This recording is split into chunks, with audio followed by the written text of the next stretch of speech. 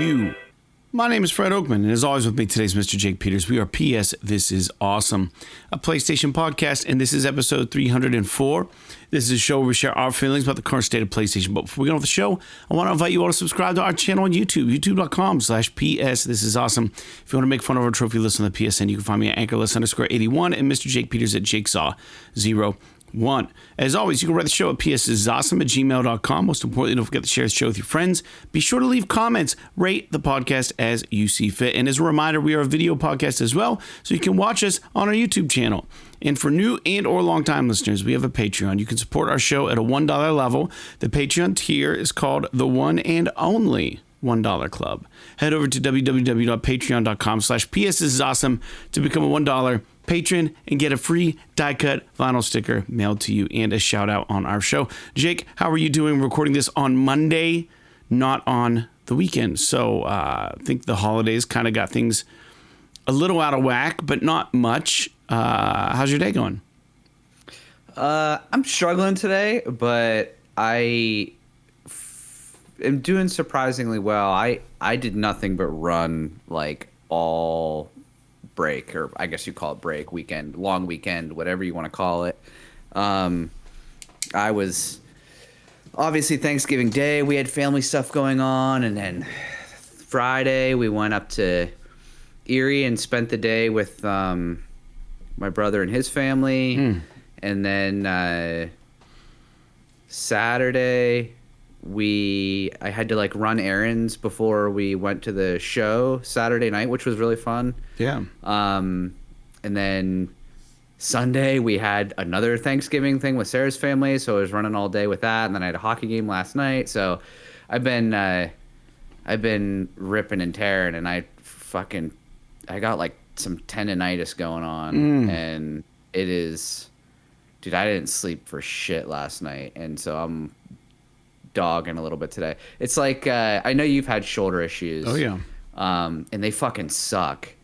But like I think mine's just tendonitis, where like I can use it, but like if you make the chicken wing and you try to lift it up, that's when it fucking hurts. You know what I mean? It's like loosening up as the day goes on, but I don't know, man. Just getting old, I guess. I don't know. But other than that, doing all right. How about you? I'm good, man. I'm tired. Unlike you, the only two things I had going on were the two concerts I played. So we played Saturday, and then we played Wednesday. So I left work Wednesday, and then we went and played a show in Erie, which was fun. Man, it's just like, it got to the point yesterday where I was just like, I don't even know what to do. Like, this is weird. Like, I got like restless. I got really restless, and I didn't know what to do. But I found things to do. Things are good. We had Thanksgiving here at my place, Chelsea and I, and then we went and did dessert at my parents' house. We're both vegetarians, so we always kind of feel weird about asking people to cook special meals for us. You know, mainly Thanksgiving food involves a meat-based gravy, turkey, and then like even if you're doing like some sort of casserole, there's always some sort of like chance that the base or whatever has some kind of chicken broth or something in it. So we keep the cards close to our chest, and we just cook for ourselves. We don't inconvenience other people, because that's what that would be, and we hate being those people. So we did get dessert at my folks', which was nice, Thursday evening. But yeah, outside of that, not a whole lot going on. I got a couple Black Friday things, nothing crazy. I have wanted a printer in my house forever. We haven't had a printer for as long as we've been together, Chelsea and I. We've just never had a printer. So I don't know how other states work, and I know that a lot of people don't even care about this, but like, you have to, when you renew your vehicle registration through PennDOT, you get emailed like a PDF file, and it's just like, okay, here it is. Don't lose it. Make sure you print it. So you always want to make sure you have a copy. And I'm every year bothering my parents, like, hey, can I borrow your printer? And if it's not for that, it's for something else, something stupid that I need to print. I can't even think what the last thing was that I needed to print over there. I think well, you know, when you do your taxes, I like to keep a hard copy in the safe.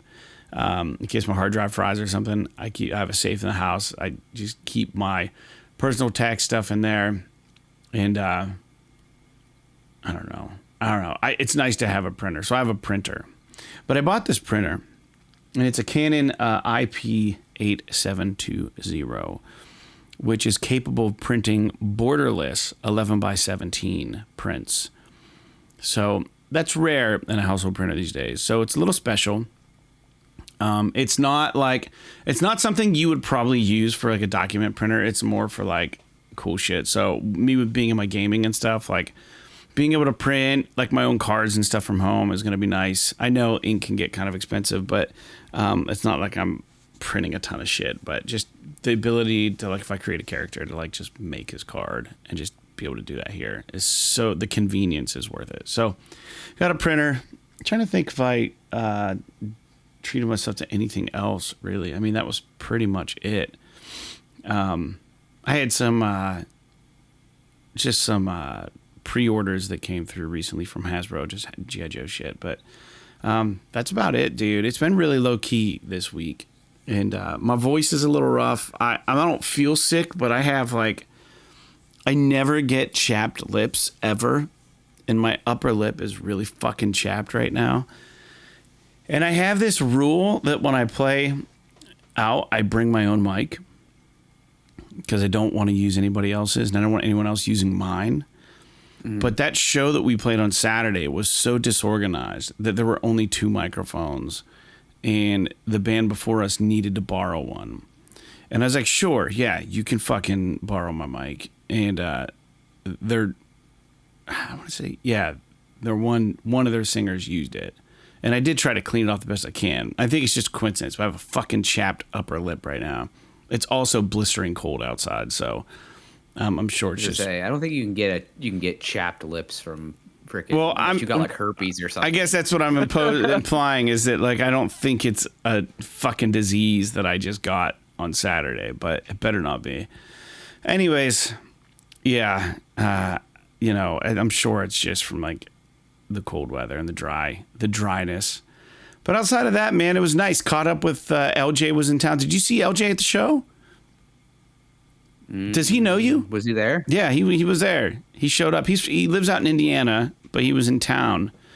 And before the show, he and I went to Erie and grabbed lunch together. So it was really nice to hang out with him.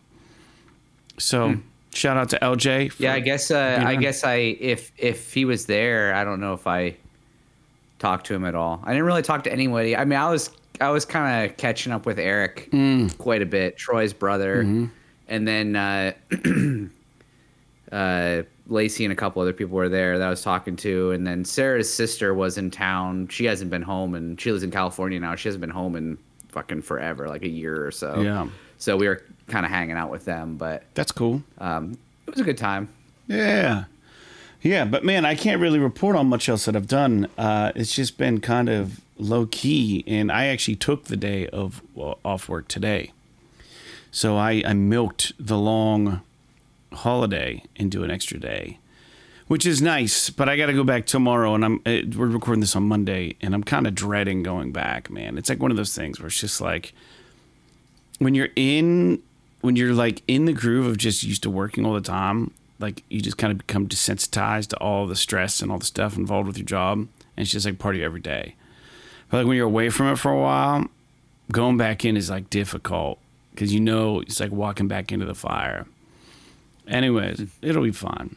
But yeah, enough about us, I guess, and we can just talk about the PlayStation news. You know, we are a PlayStation podcast, so we'll get to it. If my voice sounds weird, it's because of all the singing. Like I said, I don't think I'm getting sick, and I don't think my chapped lips are going to affect my voice. So I think it's you know what's something really underrated is chapstick. Like, it makes a world of difference when you need it and you have it, as opposed to not having anything. Like, it's everything. It's, yeah, what a great invention.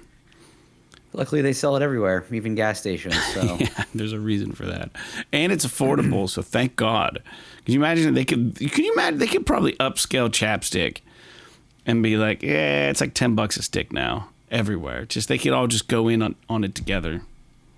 It's a necessity. I'm sure, dude. I mean, you could literally just put freaking Vaseline on your lips or something that would do the same thing. Gross. So, Yeah, you're right. Yeah, but what you would not want to put on your lips is water or saliva, or lemon juice. All right, dude, let's get into it. Games we're playing. Every episode we talk about games that we're currently playing. Let's see here. Dude, I am making progress in Spider-Man 2. And I will mention that there's a couple other things I want to talk about in this section as far as I go, but then I'll hand it over. Spider-Man 2, good. I think I just got all the Prowler missions done. I did. You know what mini missions that I found not like super hard, but like annoyingly you have to be on point to get through them, are the ones where you chase the eagles, like the drones, through the city. my biggest beef with that is that I feel like you're using the wrong stick to control Peter. I think that you should be using the aim stick to fly around versus the traversal stick. I think it makes more sense because you're locked in really to that. Like, think about like if you're flying, right? When you're flying a plane, you're using the look to kind of aim where you're going. Mm-hmm. But in this, you're using the traversal stick. Your left. And it's hand. Like it was like, I don't know. To me, it almost feels like using a mouse with your left hand. Like, it was just kind of weird to me. That was my biggest beef with it. Yeah, it didn't feel tight. I also don't like that it times you out. Like, if you fall off track halfway through. And they were just a little unnecessarily long. Like, you tail this... they were pretty long, yeah. You tail, like, a mechanical pterodactyl, like, through the city, and you're flying behind him, essentially, with the bat wings or whatever, the spider wings. And you're using you're drafting, if you're familiar with drafting for race cars. You're kind of like using him to keep up with them. But you have to stay behind him for a ridiculous long amount of time to like hack into it or something. And it's just like a side mission. There's like 8 of these you have to do. Finally got through those. I haven't beaten the main story. I finished the Sandman stuff, I think. I'm trying to chip away at these side missions as I go through. And but I'm ready to go back to the main story, which I do like. I like it. So that being said, Jesus, sorry. I didn't think my phone was on. I wonder what the hell that noise was. So that being said is that I did take advantage of the Resident Evil 4 on the PSN. So I downloaded it. I've got it. It is next in line probably because I think the VR is coming out soon for it, and I'm just going to do it VR. So I'm doing it. I'm just doing it in VR. So help me God. And then the other thing that I'm doing is... has it come out yet, you said? You don't know? No. The VR is supposed to drop in December for it. But I did buy it.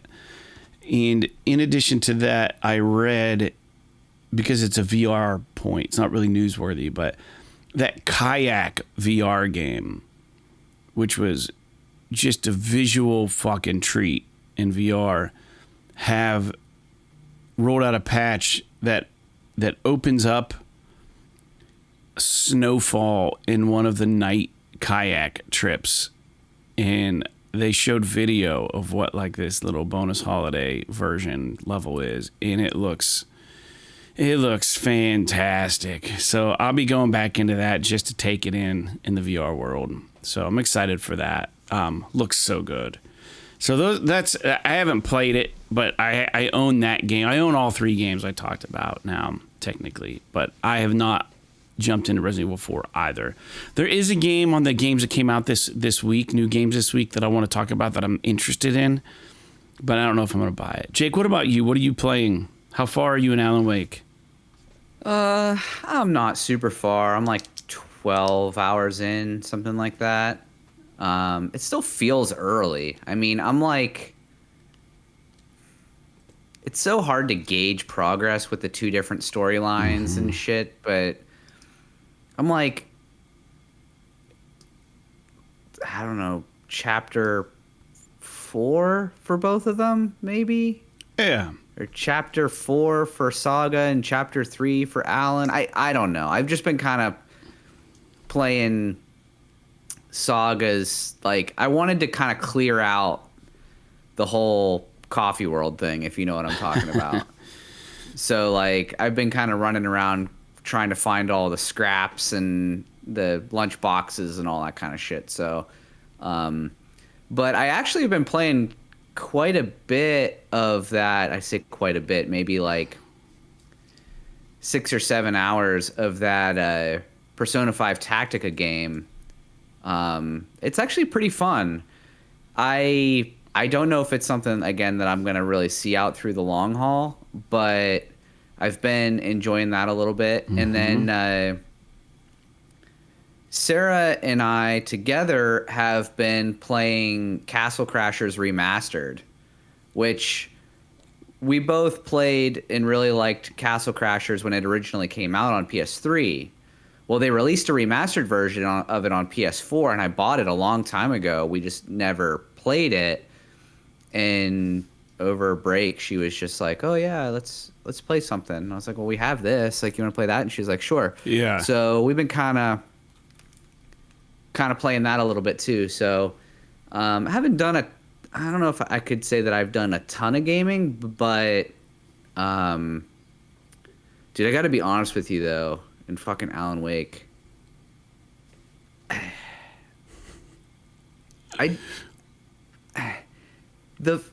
first of all, the wolves piss me off. Yeah, you know? yeah, we talked about how last episode. Yeah.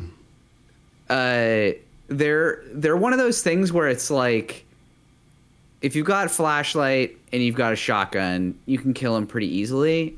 But one of the things that I don't love about it is the way that, because it's like a survival horror game, it's like literally a Resident Evil game in terms of gameplay.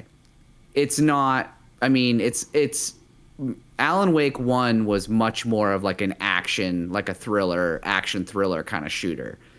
This is like straight up a Resident Evil game as far as like ammo conservation, limited resources, tough enemies, things like that. What do you think of not to derail you, but what do you think about like the bosses, the mini bosses in this game? So I just did the one where I won't get into details, but where it's like the well in Coffee World. Oh yeah, yeah, that was a cool boss. Talking about? Yeah, and I thought that was kind of neat. Once you like that one, I was struggling with until I figured out like the shtick, and then it's like once I did that, it wasn't too bad. But sometimes I noticed, and I was bitching about this to Sarah a little bit because she was watching me play it, was like there are times where you get surrounded by the enemies that throw their weapons at you, and like there might be 4 of them. And you can't dodge them all. Yeah, right. Right? And they're just like, and then they do like the whole zoomy run thing. And then, so like sometimes I feel like, and this is kind of what I was driving at, was the way that the enemies respawn in this world sometimes feels a little bit unfair. I'm not going to say that it is unfair, but it's just like, oh, I just fought a bunch of people. I have no ammo, so I get to this safe zone. I fucking save my game or whatever, and then I walk back out of this safe space, and there's fucking 2 more enemies again. And it's like, I don't know fucking ammo. And then it's like I'm like running through them to try and find like a box or something. But it's I don't know. I kind of derailed myself. We're talking about the bosses. Oh, yeah. But I think the bosses are kind of cool. There are definitely times it's like so easy for the game to get away from you, though. Like there will be instances where, like that battle I was telling you about, the bosses have guns and they shoot you once and it takes away like 2/3 of your health. Yeah. So it's like, and then the other thing is that there's no quick healing, at least so far in the game. It's like you've got to equip the fucking trauma pack, right, and then you've got to like run away or like, I guess, crawl away while you're freaking applying this trauma pack and hope they don't hit you. And then, you know, and then you got to go back to your gun. And like in my instance, it's like I'm out of fucking ammo. So then I got to reload my gun because I was using the trauma pack. Yeah. And, the weapon that I like a lot is that I've been really enjoying is the crossbow. Ooh. But it takes forever to fucking reload. And you can't move and reload. You have to stand still. Did you get the weapon upgrade for it yet? I haven't. That's what I've been running around collecting the lunch boxes for, because I want to upgrade that to get like the extra bolt and all that kind of stuff. Because I know that makes a huge difference. Because there's a lot of enemies where it's like, if I can just, so first of all, probably the two best things about that weapon is it does a shitload of damage and you can recover your ammo. Mm-hmm. So, like, you don't have to worry about, like, running out of ammo and all this kind of stuff. If you kill something with it, you can pick the bolt back up and then reuse it. It's, you know, it's really nice in that way. But I did get rifle rounds, but I haven't found a rifle yet. So I'm assuming there's one of those at some point. Yeah. But, because, I mean, I know there was one in the first game. But, anyway, yeah, I kind of just told Sarah that I gotta play the game, so like, and she falls asleep every time I play it anyway. Yeah. So I'm shifting into just playing that game full time now. Mm-hmm. So hopefully over the next week or two, I should be able to kind of get through it. Good. But it's a little bit tough to play for long stretches for me, and I don't know. I think it has a lot to do with the game constantly trying to break my attention with the freaking like clue board and all that kind of stuff.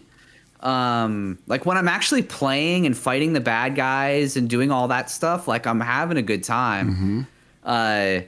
'Cause I encountered an instance where there's this, and I don't think this is too much of a spoiler, but there's this float and you have to find all of these like knickknacks to put on the float. Yeah. And I'm like, okay, so there's this one thing you got to pick up is a circuit board, and you've got to like jigger this thing to get this circuit board. And I go and I get to the circuit board where the circuit board's at, no button prompt, no nothing. And I'm like, what the fuck? And I'm like running around for like a half an hour. And then finally I Google it, and I should have known better. But the reason why the button prompt was not showing up, even though I looked at all of the things on the float, I read all the doodads, is that I didn't go to the clue board and put the fucking thing on the board. Wow, that's what triggered it. That's interesting. So I had to go in there, do all the fucking clue board shit that I've already been complaining about, and then it was like, oh, then the button prompt just pops up and I can pick it up because she like figured it out in her brain or whatever the hell it's supposed to symbolize. Yeah. But it's I'm making it seem like a major nitpick. It really isn't. It's kind of a minor nitpick, but it's just one of those things where it's like, I understand that you want to make it immersive and you want to make it realistic and all of this stuff. And it's like she has to actually figure it out on her own before so they're like making you do that. But I don't mind it being a little bit video gamey, and that like, if I get to the thing, whether I got all the clues or not, just let me fucking get the thing. I know what I need to do. I shouldn't have to like trigger all these events just so she can say some blurb in her head and then I can pick the thing up. You know, like I feel like if I know where it's at and I did the things, I should be able to get it. I shouldn't have to trigger all these story beats just to make that button prompt pop up. But they probably had to do that to like control bugs and things. I'm sure like they have to probably railroad you a little bit in that regard. I don't know. Yeah. But anyway, I'm still really enjoying it. I like that there's a weird element in this game that there wasn't in the first one, where you're fighting some bad guys and it's not pitch black outside.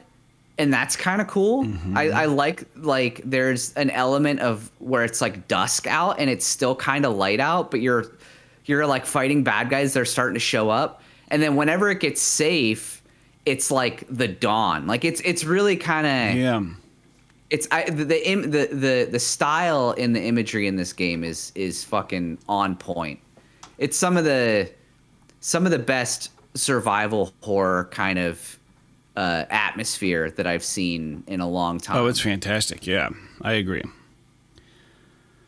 Wow. All right. So very good. You're doing that.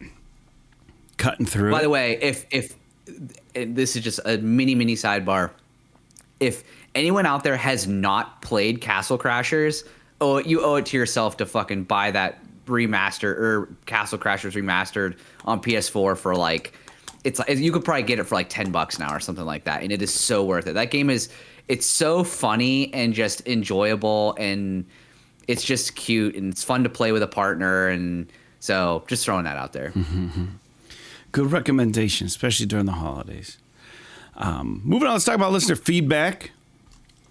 You can write our show at psthisisawesome@gmail.com. You can also leave a comment on our YouTube site under the episode video. You'd like to say something, and then you can also write us on Patreon, which we prefer you to do. But in order to do that, I believe you have to have a subscription for $1 a month to do that. But anyways, One Black Talon writes in, and I was thankful for this because I actually forgot that we did this last year. And they say, will your Christmas song be at the end of next week's episode? Yes, it will be, One Black Talon. It will be for sure. And to top it off, it will be every episode of December that we do. We will feature 'Tis the Season in Northwest Pennsylvania, which is a Flood original. And you can stream it, add it to your playlists. It's a pretty fun one. One Black Talon also wrote in and said that he did get the PlayStation Portal and so far really likes it. So that's good. I'm happy to hear that. I'm glad you picked one up. And I don't know. I'm excited about the Christmas song. So I was talking to Troy after the show when you guys were packing up on Saturday. And I told him, I was like, man, I was really kind of bummed that you guys didn't throw 'Tis the Season on this fucking set list and did like a punk rock version of it, because that would have been cool as shit. Mm-hmm. And because it's probably the last show you guys are playing this year, isn't it? We have one more in Erie.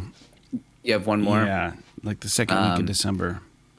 But then we were talking, and it's like, man, we should because you guys have been doing these music videos for One of My Land.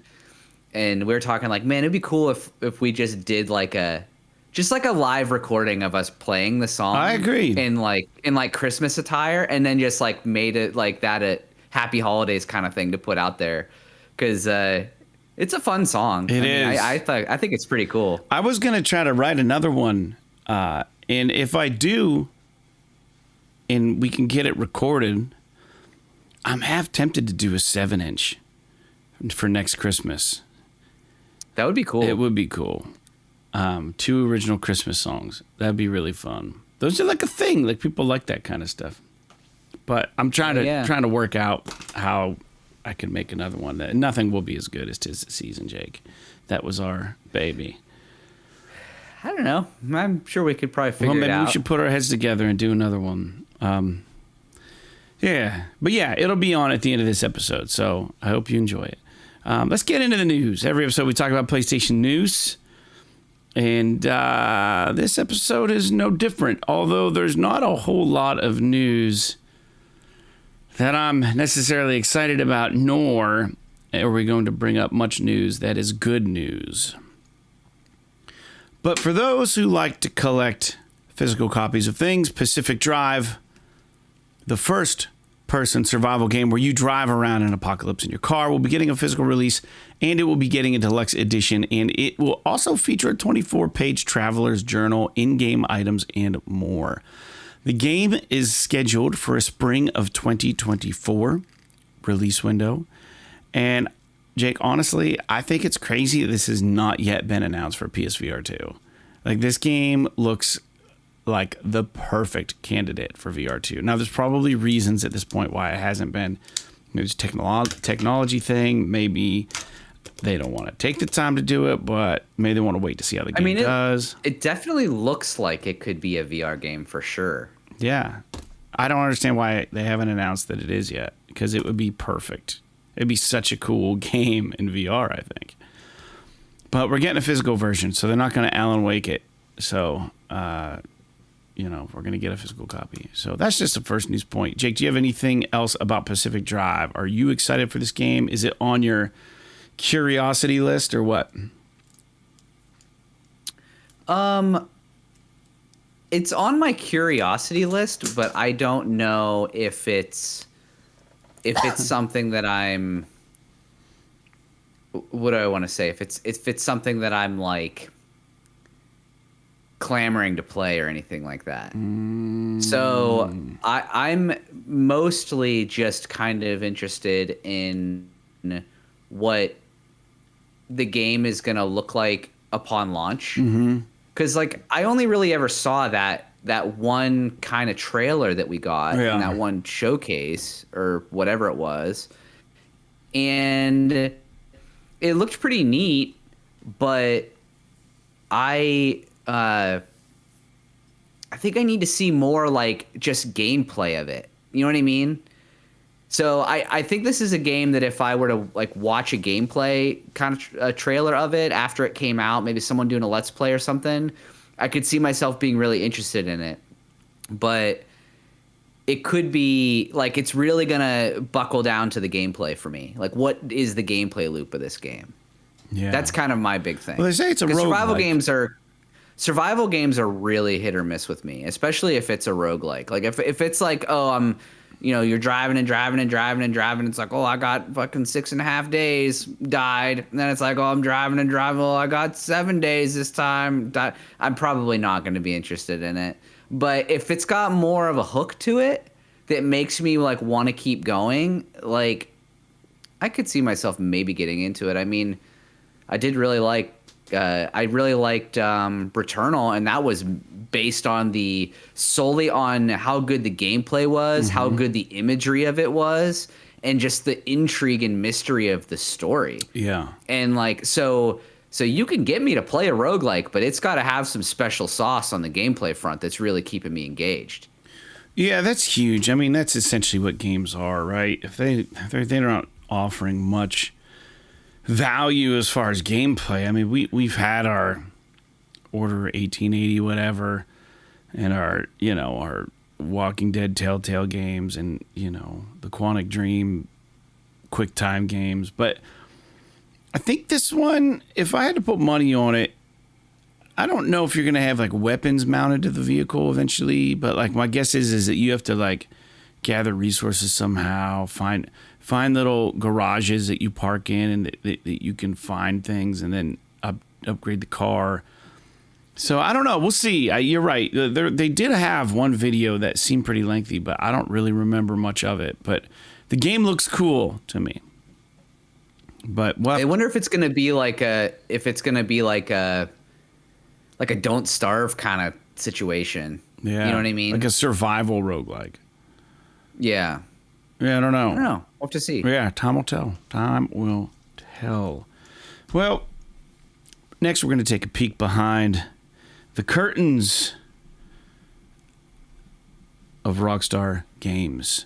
So, former Rockstar game technical director, I don't know how to pronounce his or her name, Obbe Vermeij, Vermeij, had a blog up, and they were posting some stuff about former Rockstar titles. They were kind of cluing the gaming industry in on, what happened to the really, really old game called Agent that Rockstar had teased and we're going to work on it, but like gave some insight on a lot of this stuff. Well, apparently Rockstar Games got a hold of this person and they said, hey, we need you to take your blog down, even though he's not even employed there anymore. And apparently there are no NDAs that were signed, or if they have, the statutes of limitations on the NDAs are probably exhausted. You know what I mean? So anyways, he took it down, and then they say, well, I got an email from Rockstar North. Apparently some of the OGs there are upset by my blog. I genuinely didn't think anyone would mind me talking about 20-year-old games, but I was wrong. Something about ruining the Rockstar mystique or something. So, which is a funny and interesting like response from this person, because he took down the stuff about the game doesn't necessarily, there should be no inferences made that this means that Rockstar is working on an aging game, right? Or that it's just like kind of like what this person's indicating is that like Rockstar, I think, lean really heavy on their secrecy and really heavy on their, what the fuck is Rockstar doing? Or why'd this game get canceled? Are they still secretly working on it for 20 fucking years? You know what I mean? Like they keep engaged with gamers because of this mystique that they have garnered. And they're like one of the few companies that this hasn't blown back on, right? Like it's just, oh, that's just, they get the old, oh, that's just Rockstar. Oh, that's just how they do it. You know what I mean? Like they get a fucking pass for not telling anybody shit. But like a studio like Naughty Dog has, like, cause I give Naughty Dog shit, like, you know, like has to fucking be transparent to a fucking T, or else their fans start to backlash against them.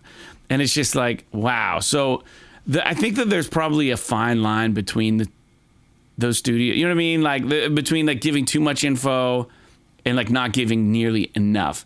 But I think Rockstar has found a way to turn this quote unquote mystique that they have going into a PR machine in and of itself. And I think that's really interesting. Jake, anything on that? I don't know that. Like, I get that they want to be mysterious and all of this stuff, but like, like people want to know, like behind the curtains. You know what I mean? Like they want a little bit. You don't have to talk about the games you're working on now, or even like the games that you worked on within the last 10 years. But talking about like a beloved game like Grand Theft Auto 3, it's like one of the, you know, arguably one of the most influential video games of all time. And as far as open world games go, and like if they were to release an official documentary with all of the, you know, all of the backdoor knowledge and goings on and how that game was made and how it got onto PlayStation 2 and all this stuff, dude, people would eat that shit up. So I don't know why they're so cagey. To me, it just seems kind of silly. It seems pretentious. But, I mean, they're not the only company that's like this. I mean, Valve's kind of similar, although Valve will do, like, they just released not that long ago, like a documentary on Half-Life, like a 25th anniversary documentary on Half-Life, which is on YouTube. They did it themselves, and that's fucking cool. Like, you don't have to give up the secret sauce. Just like, I think it's just neat as like people who are interested in the industry and the history and all of that stuff. Like, I don't know. Like, we even know about things like how, you know, Apple got started and Microsoft and all this stuff. Like I guess I'm just not sure that there is anything to gain by caging all of this stuff off. Like I said, I mean, like within the last 10 years, sure. There's still probably stuff that was like recently canceled or has been in development hell or whatever. You don't want to talk about it. You don't want to fucking blow up anybody that doesn't deserve it, NDAs, things like that, whatever. But stuff from like 15, 20 years ago, like, I'm not saying that it should be public domain or anything, because it's their private business. But like I don't know what they gain by saying like, ooh, nobody knows how fucking Grand Theft Auto 3 was made. Like, what's it gonna hurt, right? Who fucking cares? I mean, some people do. You know what I mean? I am. If anything, I'm put off by the secrecy. Right. Not like, oh, it's so cool that they're so secret. You know what I mean? Yeah, like, but, I don't know. But most people think it's kind of cool. Like, they get a pass. No, it's entirely possible that they're hiding skeletons. Yeah. And if that's the case, and they don't want to ruin their good name, I guess I can sort of get that. Yeah. But I don't know. It just seems kind of weird to me. Like, I don't know. I'm just a fan of video gaming history. So I love, things like Console Wars, the book, and, Masters of Doom and all this kind of stuff, learning about how my favorite games were made. And, whenever I hear that, I'm excited and I want to go back and play those games. Yeah. Like, think about if you were like, oh, we're releasing on YouTube a documentary about how Grand Theft Auto 3 was made. And then at the same time, we're releasing for sale a $20 like remastered version of Grand Theft Auto 3. Right. People are going to watch that documentary for free on YouTube, and then they're going to want to play the game. Right. So they might go buy it on PS5 or something. To me, it's just marketing. Yeah. But I don't know. I'm kind of dragging on, but there might be some ad hoc like Grand Theft Auto documentaries and stuff, like with, from news outlets. Oh, I'm sure there's unofficial shit, and yeah. But it would be smart if, Rockstar is all about fucking control. Like, why don't they just control the message themselves and just do a proper one? I guess the only reason why they care about this is because the guy was a Rockstar employee. Right. Yeah. He knows. He knows things. It's not it's not speculation. It's not like those unofficial documentaries are just like speculation and rumor, or they can be swept under the rug as like some, 6 degrees of Kevin Bacon kind of shit, where it's just like, oh, it's all hearsay, maybe. You can't prove it. Yeah. Interesting. Anyways, I thought that was an interesting news point. This next one is weird. We'll jump back onto this briefly because I still find it really kind of crazy, but the PlayStation Portal is doing really well sales-wise. And it was kind of like they haven't really advertised the shit out of it at all. And in fact, when I was hanging out with LJ this weekend, he said that he was, and I don't mean to misquote him or anything, but we had a discussion about this, and he somehow was thinking that the Portal and the Backbone were the same thing. And it's like, I could totally understand how someone might not even know the difference, because Sony has not pushed the Portal. It's just kind of got this undercurrent moving it. And the weird thing about the Portal is my time on Reddit has kind of shown me that a lot of the people buying it tend to be family men, because they can play their PlayStation and they can give back the TV to the rest of the house. Mm-hmm. So I think that's a big thing. But the Backbone requires your phone to be used. So while you're gaming, you can't take calls, so the Portal is like the perfect solution for this. So a lot of these, and then another thing is like you can give it to your kids, and then they're not fucking taking up the TV when you want to watch a football game. You know what I mean? So like there is something to being able to stream games to the Portal and not have to tie up a television. Yeah. But I'll say that the interesting news point is that PlayStation Portal, at the request of Sony, is being tracked in terms of sales as a console. And this is interesting. And I can't figure out why they would want this to be the case. I mean, I mean, I can see why they would want it to be the case, because they can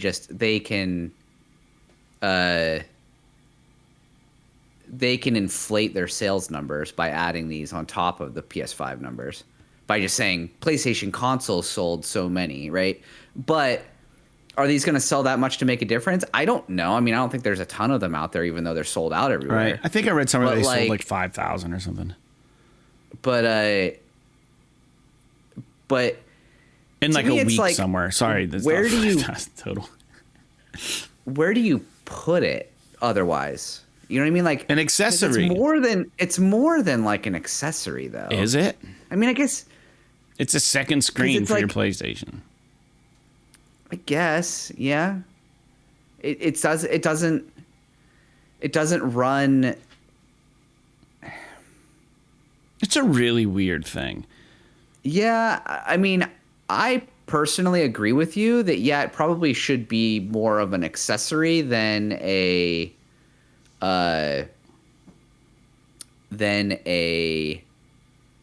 console, but it is a controller with a screen and you're playing directly on the thing, and there's just no game running natively.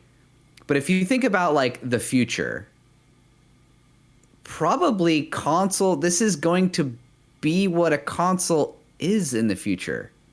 It might use your TV rather than the screen in your hand, but I could see a future where all games are streamed.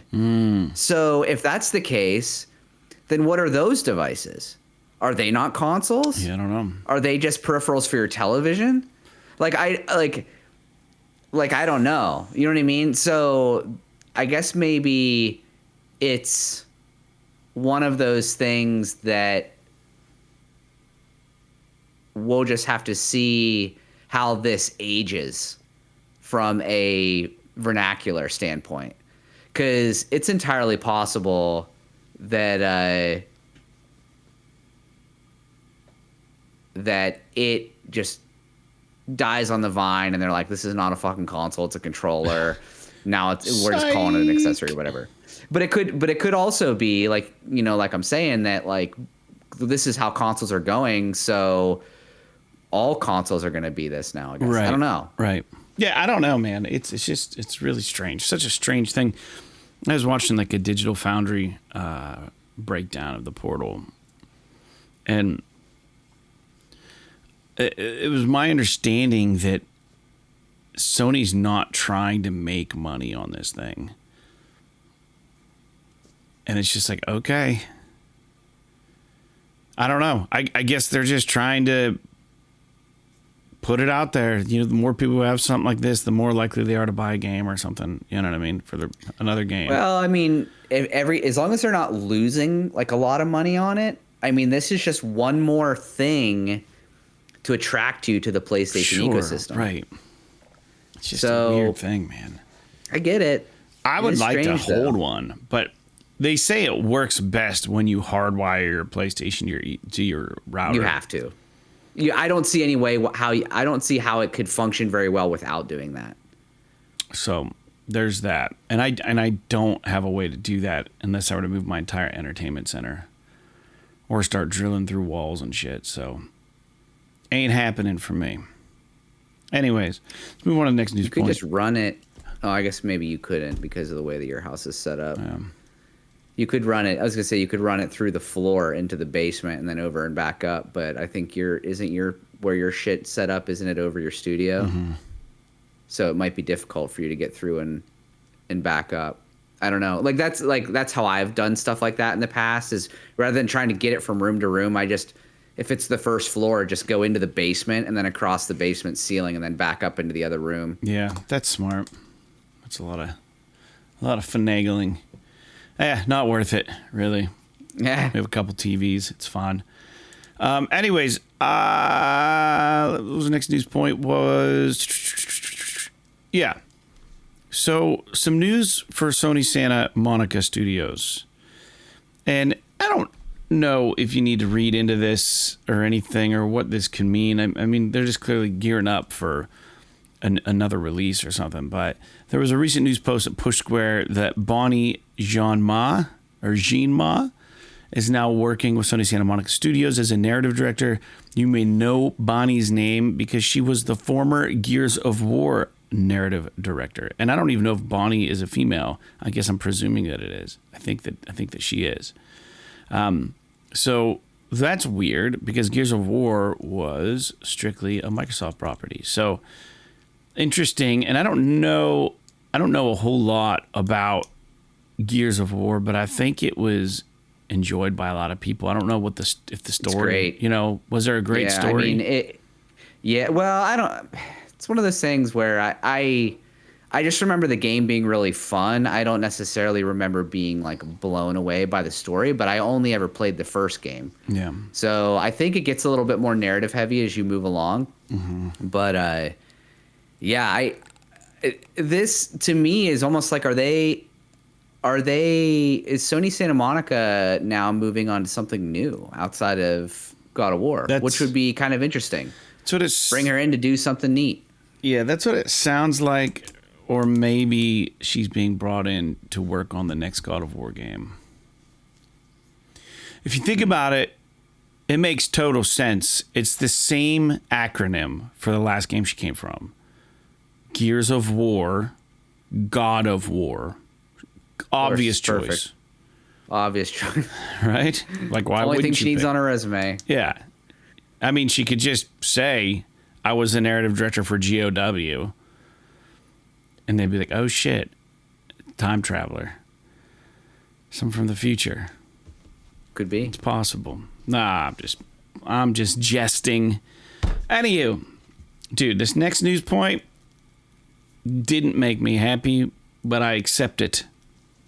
I accept it because I think it's best that this game comes out and just crushes. Warhammer. Yeah, I saw this. Yesterday, the day before that, and I was like bummed, but at the same time, I don't want to say I forgot it was coming out, but man. It's one of those games that I've kind of like put in the back of my head where it's just like there's so much other shit going on right now. I want to be in the right headspace when this game comes out. Like I don't want to be like, I don't know. So I am glad the second half of 2024. Do you remember when it was originally going to come out this winter? December. Yeah. Is that what it says? So the news point, real quick. 40K, Space Marines 40K, Space Marine 2, Warhammer 40K, Space Marines 2 is being delayed despite having a winter 2023 release window. So it's been pushed to the second half of 2024. So we're talking June through December of 2024. And Focus Entertainment is doing this. And they said the game's now poised to ship in the second half of 2024 to provide the time needed to properly polish the game and ensure the best possible experience. They also indicate the release date will be announced in December 2023. My guess is we're going to see something at the Game Awards to push this fucking game a little further. We'll see. Jake, go back to what you were saying. You saw this news point. You kind of forgot about it. Yeah, they're delaying it far enough that I'm guessing that they just need more time with it. Like, I don't think that this is like we're trying to get out of the window of all these games that are coming out, blah, blah, blah, blah, blah, blah, blah. I think it's like, okay, well, they're delaying it more than... I mean, second half of 2024 theoretically could be a year. Yeah. It could be next. It could be December. Yeah, it could be. Could be a year. So, that tells me that they probably need to do some more work on it. And like you, I got plenty of other shit to play. Take your time. I want it to be just as good. I want to have the same kind of experience as I did when I played the first game. I obviously we're going to have some expectations going into it because we both are such huge proponents of the first game, but I just want it to be the best it can possibly be. Yeah. When it comes out. Yeah. I agree, man. I want it to be a big success. I want it to be. I know that the first one was like I don't know if you want to call it like a cult hit, kind of, but I would like more people to see the light. You know what I mean? Dude, I love that the story was so good. Like, the story was good. It was narrative driven. Yeah, and I loved how it was about like a I don't know if you want to call it like a fallen space marine kind of thing. It was just kind of interesting. And then like the Warhammer lore is just so crazy to begin with. Mm-hmm. But yeah, if they can really nail it and get this into the zeitgeist, I think that would be awesome. Then all we need is a fucking Richard 2, and the podcast will be full circle. The circle will be complete. Yeah, and then we can just shut it down. Yeah, we'll be good. Yeah, shut her down. It's time to shut this shit down. Episode 500, Richard 2 comes out. Jesus. No, I'm kidding. But yeah, that would be cool. Yeah, I'm really looking forward to this game. And the more I get into miniature gaming and like just painting shit and like just perusing the online tabletop board game sites, the more I realize how dominant Space Marines are amongst just the general, like, I don't know, the Warhammer community is like probably one of the. I'll tell you this. Now that I'm so thankful I have a 3D printer. Some of those, I had to print a bunch of proxies for my expansion. So Warhammer, they put out that Cursed City game, and then there were 2 expansions that were like really hard to get a hold of. You get them, but they did not include the miniatures. And it was like, oh, you can fucking buy the miniatures at the store. And it's like, okay, well, what are they? Like $5 a piece? No, Warhammer miniatures are like fucking $35 per miniature. And it's like, expensive. Yeah. What the fuck? Like, why? So I got on, found all kinds of awesome proxies, and they looks just like them, you know, and I can print them. I don't fucking care. I'll beat your system. Dude, when I was a kid in like, I don't know, probably like 7th grade through 7th or 8th grade through maybe end of high school, maybe my first year of college, I was into this miniature tabletop game called Chronopia, which is like, it's like a Warhammer style game, but it's all fantasy. So like it's all like, you know, axes and archers and wizards and all this kind of shit. And I used to buy miniatures from, you remember there used to be that store, Fantasy Cards and Comics. Loved it, yeah. In Meadville.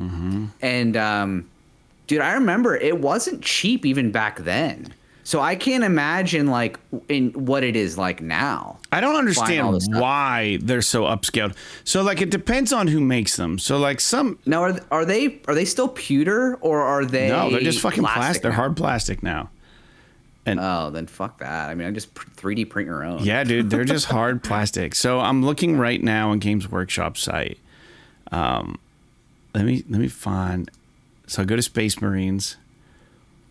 Yeah, the art is just so fucking awesome. Just to be clear, it's so fucking rad.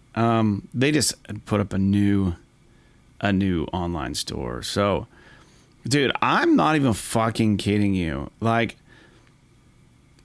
you can pre-order a miniature this big from Warhammer. His name is Imatech the Stormlord. Keep in mind, he doesn't come to you painted. That's part of the fun is you have to paint him. So if you suck at painting, you're gonna fucking ruin him. $45. This big plastic. For one? For one. Go to warhammer.com, click on English. It's absolutely asinine. And they're selling them. They're selling these fucking miniatures. And I don't understand how they get away with this. It's crazy. So, man, I don't know. It's absolutely insane. So if we go to pretty much like the Imperial Knights, those are the big ass ones. You can't even look at those. You got to look at the tiny guys. I guess the Imperial Knights are huge. But their prices on miniatures are absolutely astounding. Now, this is Warhammer specifically. They're notorious for having very expensive miniatures. That's why like it's really funny. Like if you go on YouTube and you look at some of these professional painters and they show off their armies, you're like, oh my God, like that's like a $700 plastic army you have. And it's just like, and it's not even like that impressive unless you know. But like sometimes they sell them by the box. Like, but sometimes I really, really like here, these Skitarii Rangers, they look kind of cool. They look like they come out of the movie Dune. Right? These Skitarii Rangers. You get 1, 2, 3, 4, 5, 6, 7, 8, 9, 10 of them, and it's $55 for 10. To me, that still seems like a fuck ton of money for plastic. For little things. Like I'll spend like $28 on a huge G.I. Joe that fucking moves and has weapons and you can pose them and take pictures. These guys get shipped to you on sprues that you then have to remove with special scissors. You got to glue or snap fit them together. Then you have to prime and paint them. And there's so much room for them to get fucked up or broken to pay $55 for 10. I mean, people would say that's a really good deal. Because then they have like the combat patrols. And these combat patrols, they're like the Adeptus Mechanicus combat patrols. It's $160 for this pre-order. And there's 3, 4, 5, 6, 7, 8, 9. There's probably about 20 miniatures. $160. Dude, I can't believe people fucking pay money for it. But they set up their games that they pretty much run the market. Like they have really awesome tabletop games and you got to use their figures. What do you do? You know? What do you do? It's crazy. I just wanted a couple cool Space Marines to paint. And I was like going to buy a couple. And I was like, I'm not paying that kind of fucking money for a Space Marine. I'll buy like a knockoff STL file online. Isn't it astounding? Yeah, man. I was trying to find,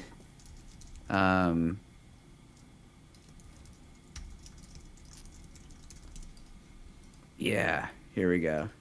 So I just, in the chat, I just sent a picture of, this is just one of the figurines from that game I used to play. That's awesome. These were cast pewter. Yeah. They weren't plastic or anything. And you had to they were metal and you would paint them. That's awesome. And they had these stands that you would have to glue them to and everything. But that would be like one piece.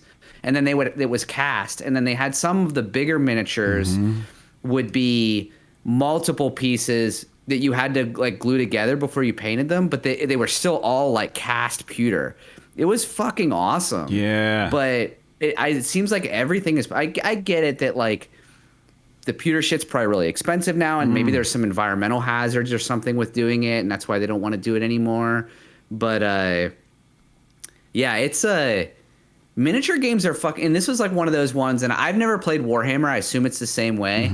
But you would have all these stat sheets, and you would be it would literally, you'd be on a tabletop with a tape measure, measuring how far you can move your character. And it was awesome. You would build armies based on, you would have rules for the match of every character was worth so many points, and you would build armies based on how many points you wanted to use. And you had to mix and match how powerful characters you wanted versus how much quantity you wanted. It's Stratego, but fantasy.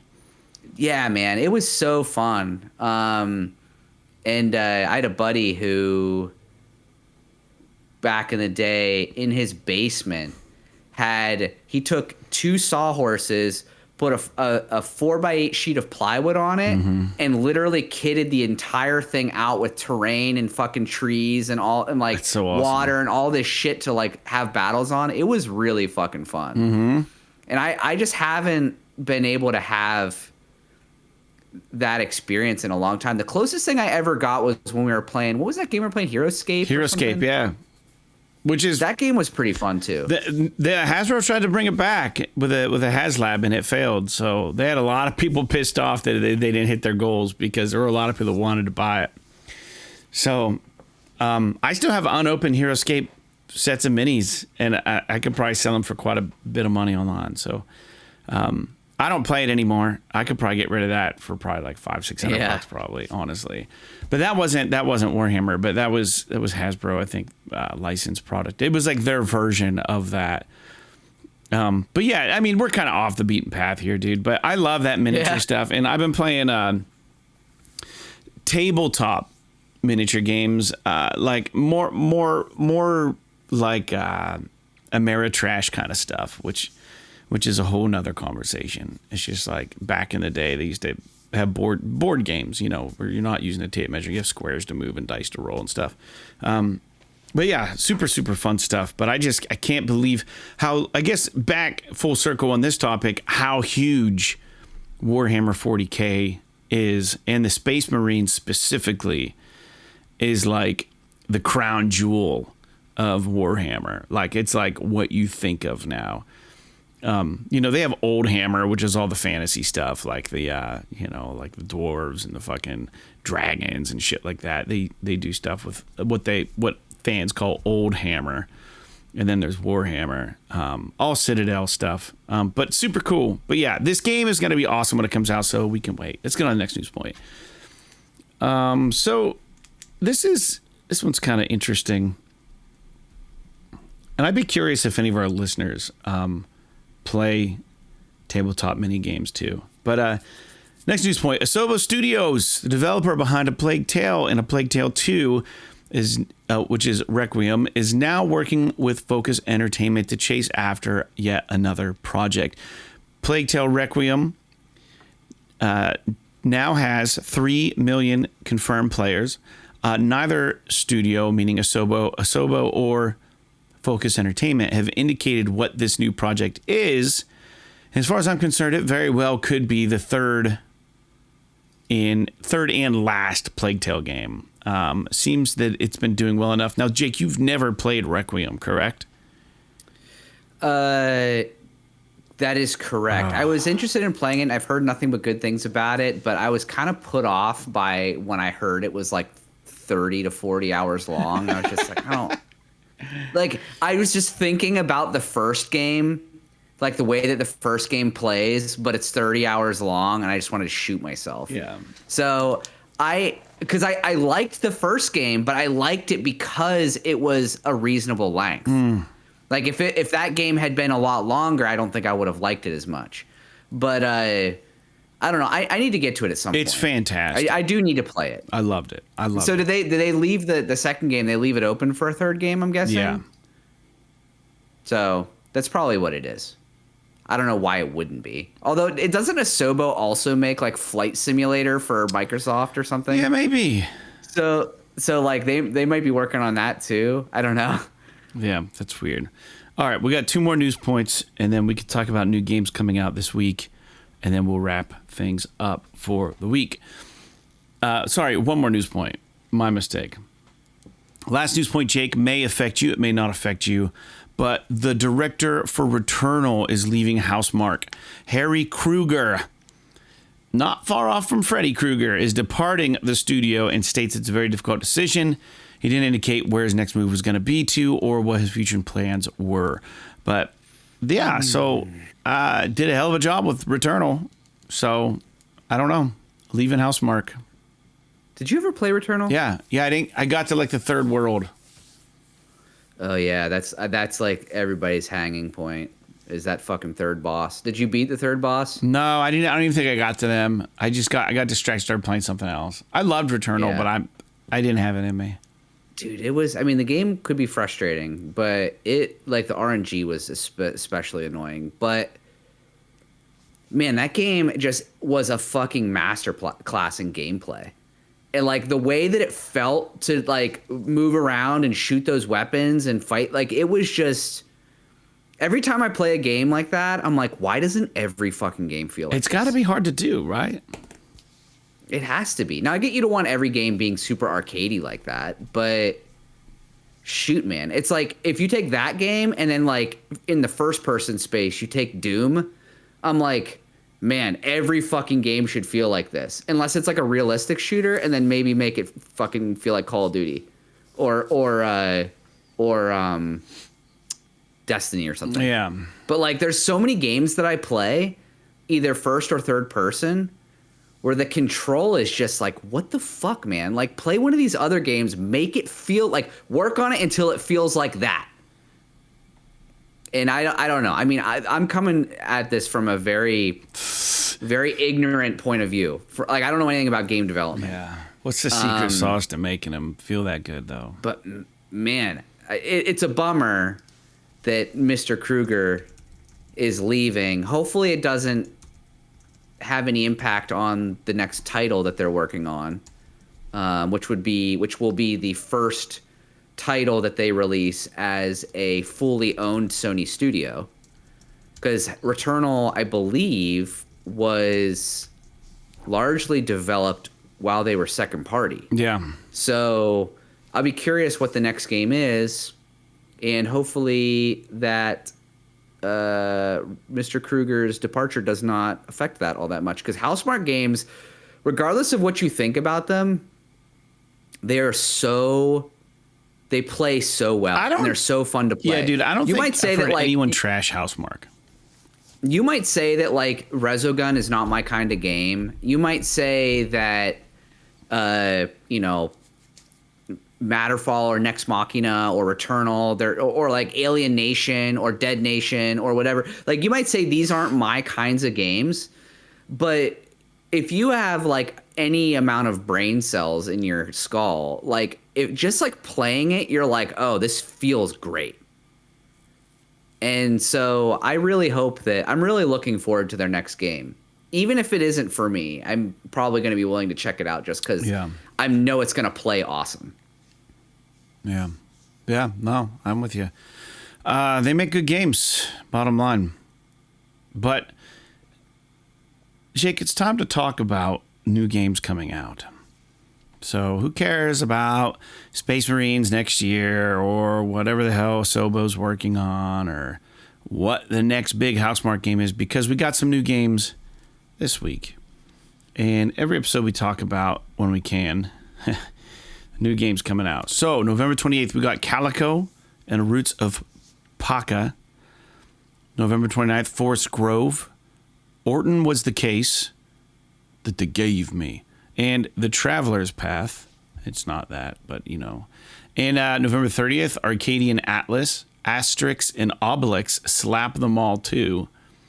Gangs of Sherwood, Motesilo, No Girlfriend Since Birth, Pinball M, Pixel Cafe, Tintin Reporter, Cigars of the Pharaoh, Truck and Logistics Simulator, Turok 3, Shadow of Oblivion, weird, fucking out of nowhere. But then, Steamworld Build. Look, I've never heard of this. I'm like looking at it right now. Like, as soon as I saw that, I was like, yeah, this is the one that caught my eye. What is this? I don't know what it is, but at the beginning of the show, games are good. So it's a city building, dungeon crawling video game. And I'll have to look this up. I wonder if this is a PC. Oh no, you said it's coming. This is PlayStation, right? Yeah. Yeah. I don't know. Yeah, I mean, if it's a city builder, I might kind of struggle with it. But they also say dungeon crawling. But that's what I mean. If there's like an action aspect to it, all the screenshots that I'm seeing are all of the city building portion. But that's awesome that another SteamWorld game is coming out, because those SteamWorld Dig 1 and 2 and SteamWorld Heist, all three of those games are fucking lit. It has an 80% on OpenCritic right now, which is not bad. So I'll have to, maybe after the podcast or something, I'll look up some, like, a trailer or something for it, because that's pretty neat, dude. I was like zoning out the like until that very last one, because like every other game that you mentioned is just like fucking word salad. Yeah, right. Like I like all these games just kind of like blend together now. It's like all this crap that comes out that I've never heard of before. But like, other than obviously like Turok and shit like that. But like Asterix and Obelix, Slap Them All too. Like, what the fuck is that? But like Mota Solo, No Girlfriend Since Birth. What does that mean? But like, dude, SteamWorld Build, might have to look into that. I don't know if I'm gonna play it, but it's definitely something that I'm interested in. Yeah. Now that I've seen it. Yeah, I was a really big SimCity fan back in the day on the PC, but I don't know how. I'll tell you that when it comes to city building games, You lose me when you start like figuring out how to run like water lines and like all of this specific shit. Like, just let me put down some plots, build a couple fucking roads. Don't make me manage the money, like how much money goes to parks and recreations and shit like that. Like, I don't give a fuck. Like, give me control over how much I can tax everybody and where the roads and the plots of land go. That's all I care about. And then just let it do its thing. And maybe I can control police and fire also. If it gets too simulatory, I get lost in these games. You know what I mean? If they can be too complex for their own good. What I think I like about the idea of there being a Steamworld Build game is that they only usually take their games to a certain level of complexity. Because I think they know this going in. So we'll see. We'll see. That's it for the show, Jake. Do you have anything else you want to talk about before we sign off? No, I don't think so. I'm gonna have to do something with this room that I fucking record in. It's kind of windy today, and I live in an old house, so the way that a lot of times they, like, if they put forced air into an old house, and your house probably has something similar, where they'll run a single duct up to the second story, and then they'll like split it between rooms. Yep, that's how ours is. So the way that our like there's one duct that goes from the basement. There's actually multiple ducts in my house that go from the basement to the second story just because the house is so big. But like, there's one that goes up, and when there's a wall that shares between our bedroom and the room that I'm in, and the duct comes straight up between the wall between those two rooms, and then when you open the vent in this room and the vent in the bedroom, I can literally just see through to the bedroom. Yep, that's how ours is. Because it's like shared, right? So in order to heat this room, I have to shut the vent in the bedroom. Right. Otherwise, it does a bad job of heating both rooms. Right, it's inefficient. If that makes any sense. Yeah. So like, you probably know what I'm talking about. Yeah, it sucks. So like, so I always keep the vent in this room closed so that the bedroom stays decently warm. I actually kind of keep it half closed because I don't like it too hot in the bedroom at night. But at least it gets so like warm I came in here to fucking record, and it's been really windy, and my house breathes a lot, but it's been really windy and it's cold today, and it was like 57 degrees in this room. So like I was a little chilly to start it out, but I opened the vent and it's kind of warmed up in here, and I got a blanket or whatever, but like I need to like seal the window or something because it's a little bit cool. But yeah, other than that, I don't know. I don't really have a lot to say. I'm excited to play some more Alan Wake. Yeah. And I don't even know what the next game is that's coming out that I'm excited about. I know I have a little bit of interest in that that Avatar game, that open world, like Far Cry style Avatar game that's coming out. You still need to beat the Dead Space remake now that you started it. Yeah, I do need to get back to that too. And obviously I'm playing that other game, Tactica.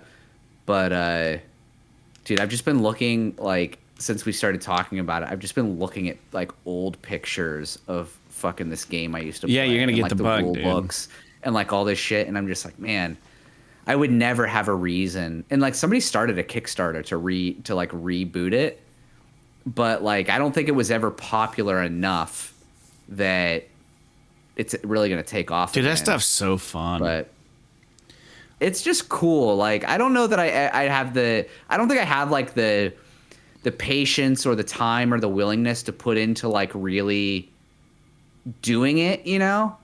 But I love it in concept. You know what I mean? I don't know. You just got to That's all I have to say about that. dedicate some time to it.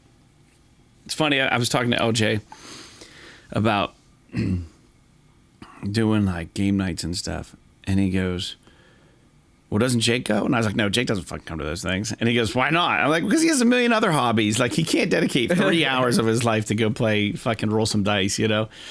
And Dude, I'll be honest with you. Usually, like, when Sarah comes to play with you is, like, one of the times that I actually catch up some on my gaming. Oh, that makes my sense. video games. Yeah. Yeah. Because, like, I don't get a lot of free time. Because usually, like, when we're together in the evenings, we're watching something together. I'm not playing video games. I get it. So, but I'm creating the opening for you to get your gaming. I'm sure that I'll come back and play again eventually. You should, man. It's a lot of fun. My biggest thing with them, and we've talked about this ad nauseum, is just like, you never know if it's gonna be an hour and a half thing or if it's gonna be fucking 6 hours long. Yeah. And it's just like, I cannot maintain a properly good mood and an attention span for that long. Yeah. Well, so, like, I can assure you that Hero Quest will never exceed 3 hours. It hasn't yet. Yeah. You know, no, it never has. So it's the quests are they're confined to a board. You know what I mean? Like, the board is there. Mm. It's not like, some of those other games can be really long though, for sure. But Hero Quest is. Yeah, I know Sarah does some of these fucking Arkham campaigns with Seth on Arkham, and they're like fucking 5 hours long. Yeah. I'm like, hold on. I know they like talk and they get. Yeah, that's stuff, a big part of it, like, too. Is it's gone all day. If you have a group of people whose objective is to just fucking do the game and not catch up in between turns and stuff. Like, it's like, okay, you're up. You know what I mean? Keeping the group on task is really important. So, if you can't do that, then, you can run into some problems for sure. But anyways, dude, let's sign off for the day. Thanks. I hope everybody had a nice Thanksgiving, and I hope everybody had some time to recharge. And we're moving right into December. There's going to be some more holiday shit going on here in a couple weeks. We're going to try to keep the podcast rolling weekly as we have been. Just don't be mad at us if something gets delayed. You know, I think we pretty much got that all figured out with the recording schedule. But anyways, I hope you had a nice Thanksgiving. Thank you. We're going to put on this song by Fred Oakman and the Flood called "'Tis the Season" in Northwestern PA. It's not December yet. You still want to do it? When is it? It's 27th. December right? is not till next week. But this is going to air on Wednesday. What's Wednesday? There's only 28 days in December. What? What are you talking about? Wait, what did I say? I said 28 days in November. What month am I thinking of? What month has 28 days? February. Oh, okay. Yeah, for some reason I was thinking February. Yeah, well, shit. Maybe we have to wait an episode. One Black Talent, I'm sorry. Sorry for the blue balls, buddy. Yep. Fake out. It's not December yet. So we'll attribute that to my bad calendar skills. So next episode we will have the Fred Oakman song going from the 6th all the way through the 27th. So you will get it 4 times. You'll get the royal treatment 4 times. And if you want to listen to it on your own time, you can just go stream it on Spotify. But until then, guys, thanks so much. Sorry, One Black Talon. I'll make it up to you. Maybe we'll put it on twice next episode, back to back. I'm kidding. All right. Play the original version that was like fucking horrible compared to the We'll do a documentary version. on it. Yeah. All right. So, like Machinarium, Maquette, and Matterfall. P.S. This is awesome. This is awesome.